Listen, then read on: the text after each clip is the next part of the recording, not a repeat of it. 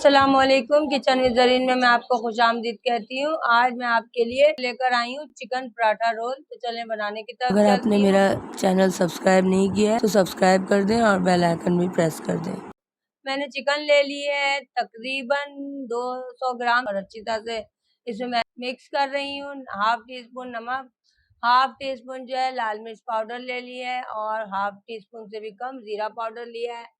1.5 teaspoon जो है chicken tikka masala mix किया है मैंने। और चले तो मिक्स करके रख लिया। अब मैं ऑयल ले रही हूँ। 1.5 टीस्पून जो है ऑयल ले लिया है और इसमें मैंने चिकन मिक्स कर लिया और इसको तेज आंच पे मैं पका रही हूँ, बिल्कुल चिकन टिक्के की तरह।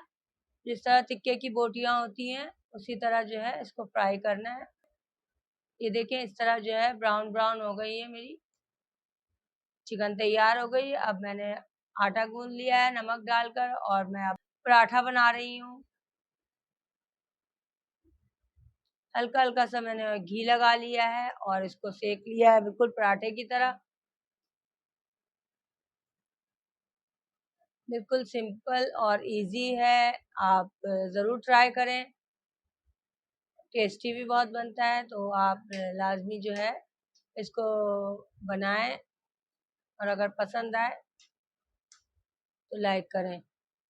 मैंने केचप डाल दिया है, मायो डाल दिया है और साथ ही जो है चिकन के पीस डाल दिए हैं और रायता डाला है और प्याज डाल दी है थोड़ी सी।